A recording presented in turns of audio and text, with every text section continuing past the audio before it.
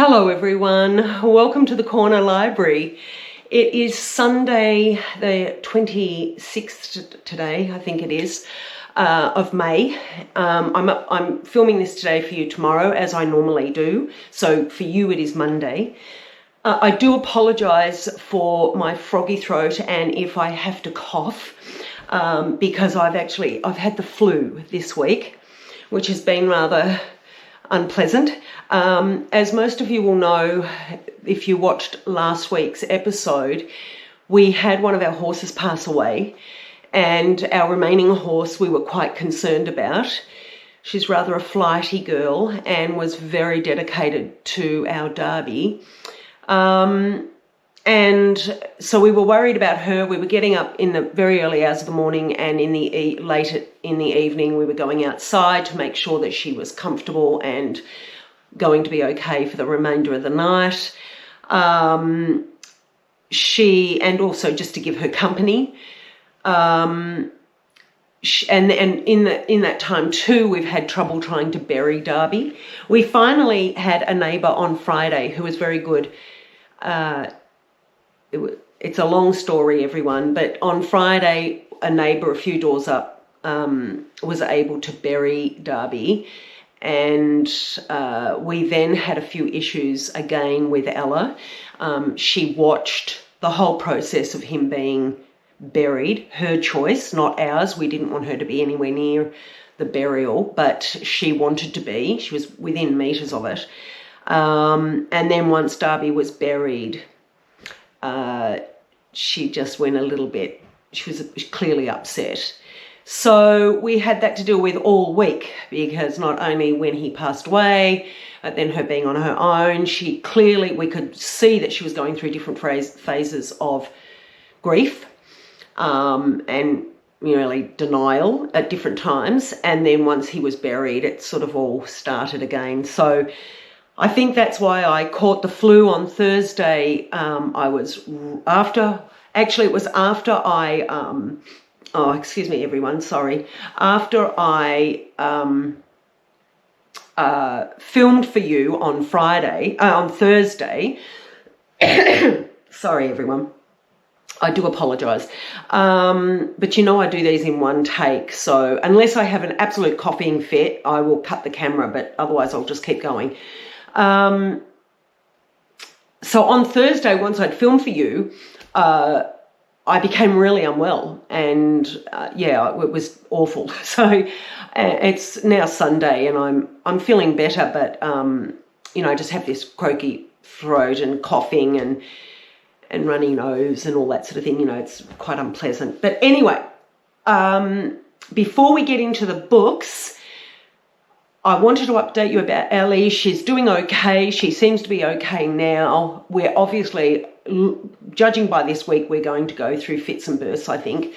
But we'll just keep monitoring her. You were all wonderful for sending us your the condolences and wishing us the best of luck with Ellie. Some of you have, in fact, one of you, you've even sending herbs for Ellie, so really appreciate that. But apart from that, I also, in amongst all of that, missed a haircut appointment. I'm desperate for a haircut, everyone. My fringe is down to here, and my hair, it's just shapeless and horrible. So luckily, my hairdresser our hairdresser, because Mark uses her as well. We've had this same hairdresser for 14 years. She's absolutely wonderful, and she was most understanding, and she rescheduled me for this week. So yay, I'm getting a haircut in my birthday month, so that'll be good. And also in a week's time, although you'll probably benefit from it in 2 weeks, I'm going away for a few days, not quite a full week. Mark is staying here with the animals and looking after the house, and he has to work part of that time anyway. So I'm going away. I'm taking you with me. I'm filming for Australian Book Travels. I'm filming some travel videos, but I thought I would take you with me, and we would, in that week, we'll go to different bookshops where we can. We might go along, I'm going on the coast, so maybe we'll go for a walk along the beach. Yeah, and I'll show you the accommodation where I'm staying and things like that. So I just want to let you know that there will be, sorry everyone, there will be a book recommendation video next week. So on Monday, when you see the next book recommendation, I will be traveling to my accommodation. Sorry everyone, I'm going to have to cough. I beg your pardon. Yeah, so next Monday, when you have the next book recommendation, I will be traveling. And then after that, I'll be able to take you to bookshops and we'll go for walks and things. So that should be nice. And we'll have the book recommendation, obviously, along with that in the following Monday's book recommendation. Okay, let's get into this so that I don't actually go into a coughing fit before the end and have to cut the camera. So this one I showed you last week. This is Joanna Miller, The Eights. This was the sprayed edges. This is from Tea Leaves and Reeds. It's a hard copy. Oh, I've got that. That's a bit strange. I don't know why I've got that there. Why have I left that there? Anyway, sorry everyone. It's been a very strange week. That's all I can say. It's a really odd week. I showed you this last week. I told you I was partway through it and it was wonderful. Well, I finished it and it's absolutely splendiferous. It's wonderful. The writing is just superb. The storyline is fantastic.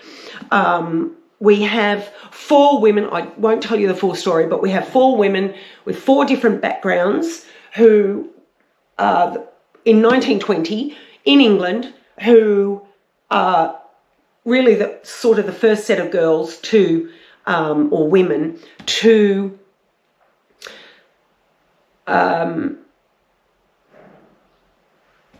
study, that's the word I'm looking for, to study at Oxford. We go back in time with each of these 4 characters. We go back in time to show us their background and what's happened to them and what secrets they're holding. There is one who, for the reader, she holds her secret for quite some time. The others are divulged a little bit earlier-ish. This is absolutely brilliant. The storyline's great. We go through the suffragette movement because we go back in time. We go through the suffragette movement. We go through, what I love about this is at the beginning of each chapter, there is a set of rules that Oxford University had for their women students. And some of them are just, you just roll your eyes. I mean, it's just absurd. But anyway, that was the times, and we must remember that. We are now living in 2025. This was the 1920s, well over 100 years ago, and just a completely different timeline, different time, different era. And in actual fact, I mean, even the last 50 years have, and the last 100, but the last 50 have absolutely changed dramatically in terms of social behaviour, social etiquette and norm. So going back 105 years ago, there's a great difference. But I really like that. I enjoyed knowing what the girls were going through at Oxford University. They're all studying different things and, oh, look, it's just wonderful. I won't say any more. I recommend this. It's The Eights by Joanna Miller. It is one that I will keep forever. And it's definitely one that I think I will go back to because it's a really comfy read. There is, in one of the explanations through the suffragette movement, we do have a couple of swear words. They're not, in comparison to what's available today or what is used today and what's socially allowed today, it's mild. But it just shows you I wasn't offended by it, certainly not. And it shows you what was thrown at the suffragettes by particularly men and some women too. And it's not prolific. excuse me, everyone. It's not prolific. It's just a few, it's a show of what they were, really what they went through. But apart from that, it is a beautiful read. This shows me Joanna Miller's talent for storytelling without the need for swearing. And really, that wasn't in the times anyway, so she wouldn't have been doing it justice if these girls had been swearing and all of that sort of thing, because it just wasn't socially acceptable. But it just shows you that we can be writing and that we can read stunning, stunning works of literature without profanities. And this was just beautiful. I'm really absolutely beautiful. Now, from that, I want to go back a bit. Late last year, you know, if you were watching Australian Book Travels, you know that I went to New South Wales to see Tanya, our author, Australian author Tanya Blanchard, and Kira Geddes in conversation, but also at the book launch of one of Tanya Blanchard's books. Now, this was an undeniable voice. The artwork on these are just absolutely stunning.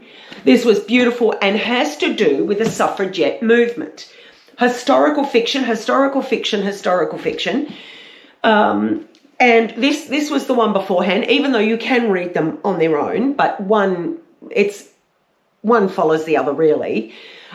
This was the original. Now, I think I said to you last week that I'm not in favour, or it may have been the week before, I'm not in favour of photos of people on covers. But I have to say, when I saw this artwork on Tanya's book covers, I was just blown away. I think they're absolutely stunning, and I make an absolute exception for this because, and there's a reason why these girls are on it, and there's a reason why the colours are the way they are on these novels. But look, this is one follows the other, although you can read them as standalones, but they also have to do with the suffragette movement. And that's why I just wanted to bring those to you. Again, beautiful writing, Australian author, beautiful writing around the same time, the suffragette movement, but with in a different context. Just absolutely beautiful, and I recommend these. If you haven't seen on Australian Book Travels my book recommendations for these, late last year I think I did it, and we travelled to Sydney to see Tanya and Kira. But these are absolutely beautiful, and I make an exception for photos on. In fact, I'm not sure that is a photo, but it may be. But it's absolutely stunning. I mean, it's a beautiful, beautiful portrait, and there's a reason why these women look the way they do. So I recommend these. They're absolutely beautiful, and I wanted to show you those because I'd read The Eights. The other one I want to just quickly remind you about is The Story Thief by Kira Geddes. If you are into historical fiction, this is Australian author, Australian story, interweaves with the story, the poem and artwork of Henry Lawson and, I can't for the life of me remember now, I'm really foggy, but the artwork of an Australian artist. This is absolutely beautiful. I said it at the time after I'd read it last year.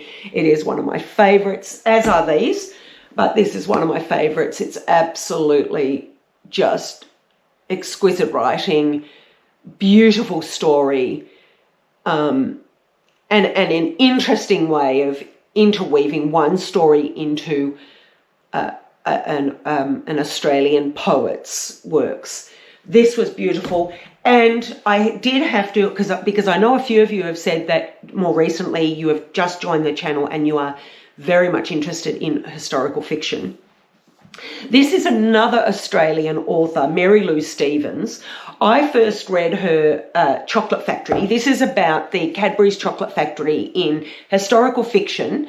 So it's about the Cadbury's Chocolate Factory in Tasmania, and there's a beautiful love story and general life story in this, along with some skullduggery that goes on in the chocolate factory, which is meant to be true, which is true. Now, she recently wrote The Jam Maker. They're just beautiful stories. They really are. This is about IXL, which is a jam company that originated in Tasmania, famous around Australia. I'm not sure if it's famous around the world, but definitely in Australia. When you had IXL jams, they were always on everyone's kitchen tables for jam on your porridge and jam on your toast. Absolutely beautiful. So this is another historical fiction. I recommend these. So I just wanted to let you know, because I know a couple of you said you've just joined the channel and you are into historical fiction, and these are Australian authors. So that's Mary Lou Stephens, that's The Jam Maker, The Chocolate Factory, Kira Geddes, The Story Thief. All of them are beautiful, beautiful stories. This is Tanya Blanchard, an undeniable voice and a woman of courage. And that was all, of course, initiated by me reading the English Joanna Miller's The Eights. So I just wanted to show you all of those, everyone, because I think they're definitely worth a mention, and I will continue to mention them because they're all beautiful storytellers. They're Australian, but they're all beautiful storytellers with absolutely beautiful stories. Now, another one, I will just get my spectacles on here, everyone. One I read recently is Kate Kemp. This is The Grapevine. Again, a wonderful cover. This is, I didn't tell you the publishers of the others, but that doesn't matter. This is by Hachette in 2025. I read this last week. I love the cover. It's very 70s. We are based in the 70s. It's late 1970, I think 1979. It's a murder mystery in Australia, in Canberra, I think, from memory. This is brilliant. It is beautifully written.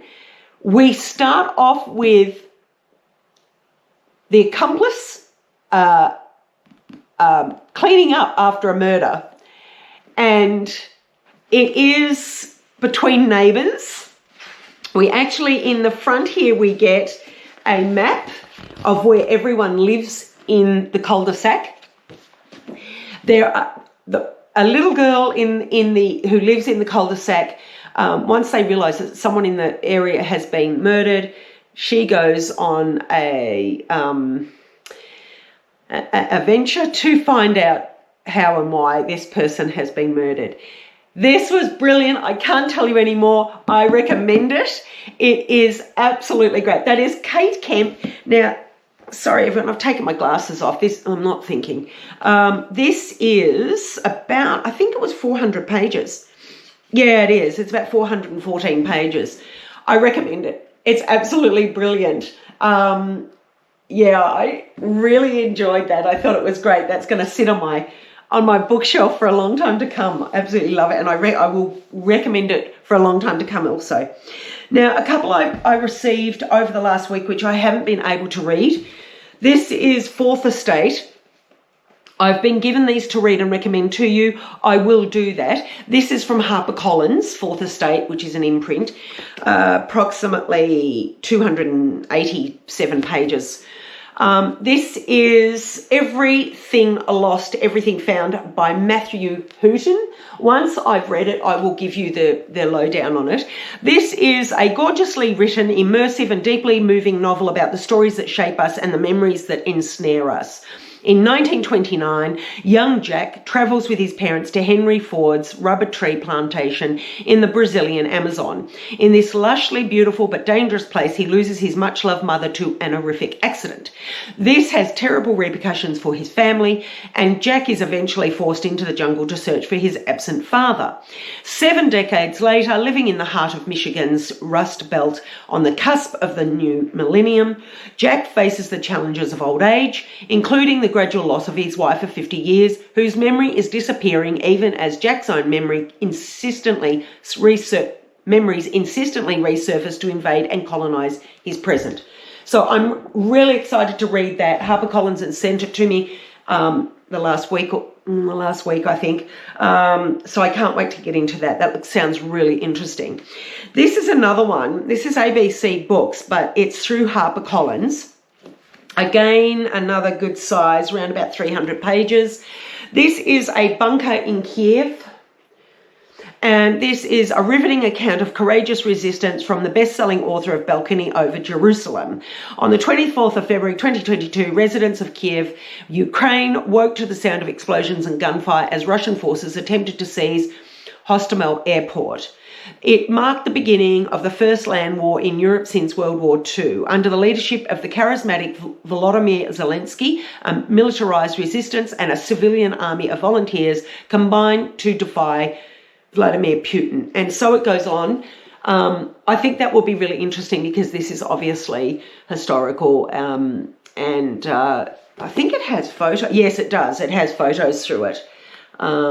So I'm interested to read that, absolutely, and I will get into that. Now, these next three I think are all from Echo Publishing.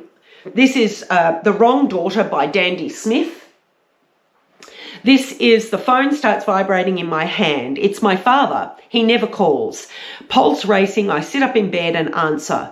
Caitlin, he says, you need to come to the house right now. It's Olivia. She's back. On the night when Caitlin and Olivia's parents leave them to go to a dinner party, both girls are full of excitement about finally being old enough to stay home alone. What they don't see is the figure watching them through the open window, who, after the girls have fallen asleep, will turn the handle of the unlocked back door.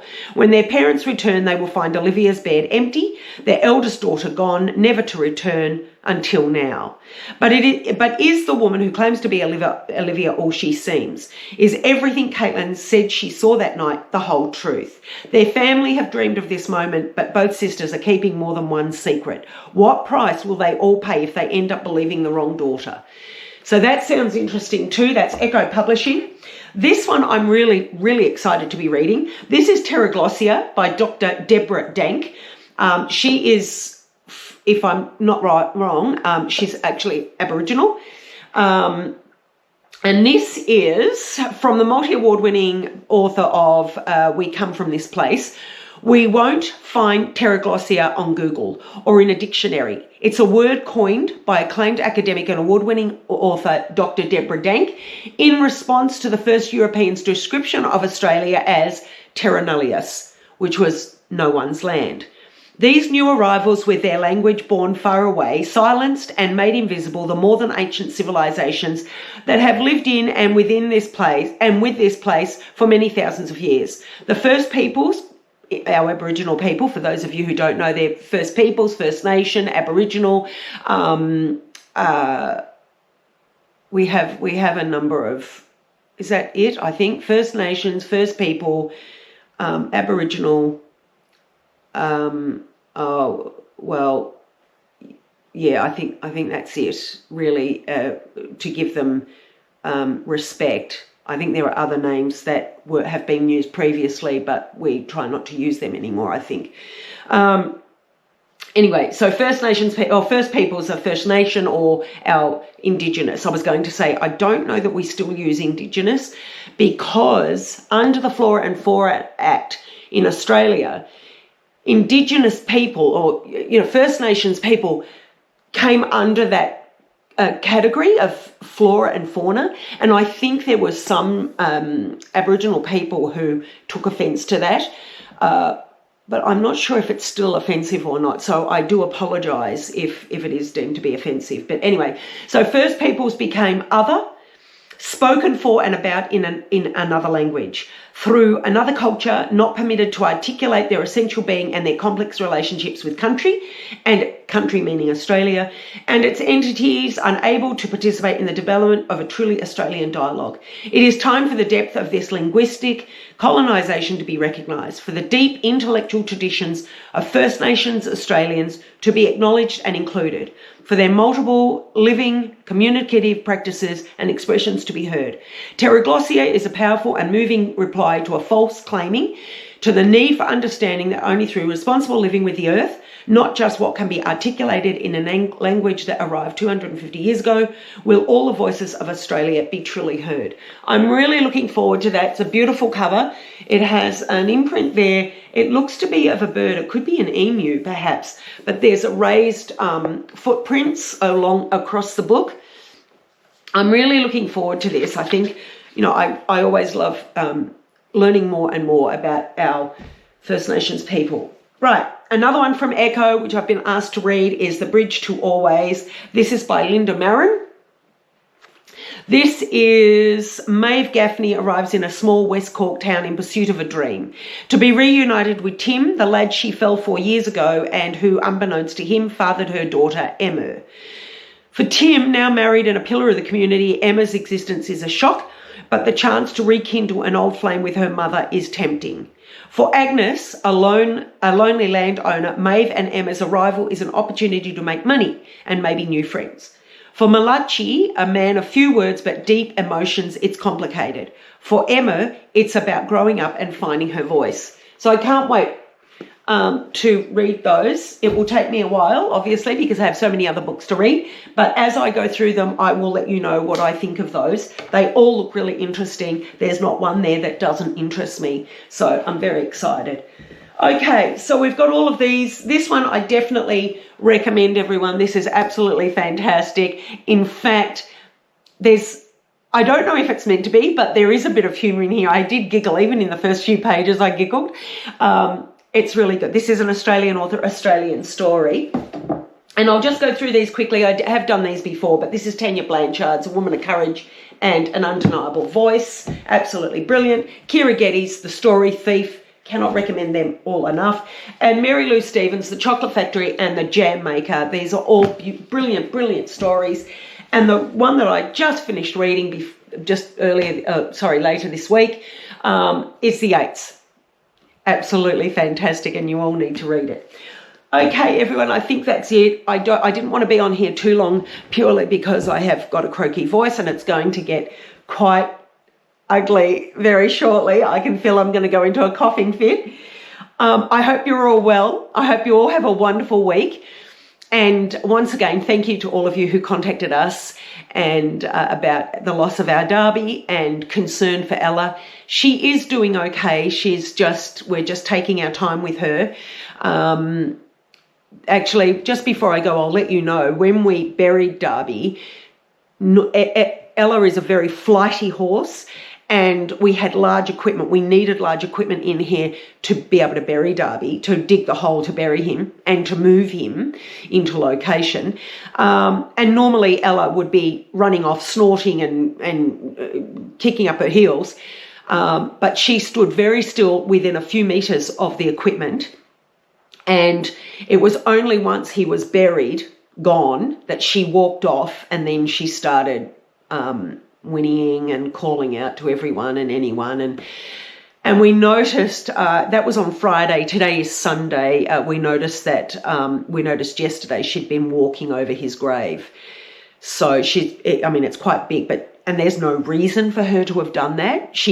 It's quite close to the fence, so she could have. And normally they walk around. She and Darby there's a pattern that they walk around to get to their water trough.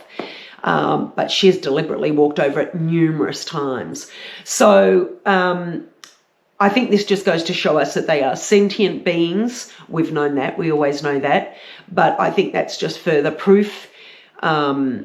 She has clearly been in grief. She's been grieving. There's no doubt about that. But she seems to be okay now. She's eating a little, not as much as she used to, but she is grossly overweight, so that's not going to hurt her, I can assure you. But we'll keep an eye on that anyway. Sorry, everyone. So she's okay. She should be fine, and I'll keep you updated on her anyway. For those of you who are interested, everybody else we're doing well, and I think that is it. We have had quite a few frosty mornings. It's a beautiful, bright day out there, so I'm going to do some outdoor activities today. And then I will see you. If I don't see you on Australian Book Travels on Saturday, I will definitely see you on next Monday. And then, of course, by that time I'll be travelling, and then hopefully I'll have some more exciting things for you the following week. I can't wait. I can't wait to go away. I'm going away for the other channel, Australian Book Travels, to film for that. But I'm also taking some time out for me. It's been a challenging, probably the last 5 years have been quite challenging. So I just need some time out and just on my own and just to recoup, reset, reevaluate, what I'm doing and where I'm at, and which I think is important for all of us at any time, no matter what. I think it's necessary every year, but I mean, obviously we can't all do that every year, but certainly every now and then when you can, just take that time out away from everyone. I'm not going to be on the phone. I will be contacting Mark to let him know that I'm okay. I am in I'm hoping to be in a bed and breakfast, so it will be a secure place. And so, but I will be letting Mark know. But apart from that, I'm not answering telephones, and I'll be filming, but I won't be on the channel live or anything like that. So, and I probably won't be answering comments and things for that week. I just need to detox and de-social media just for that week, just so that I get a complete reset.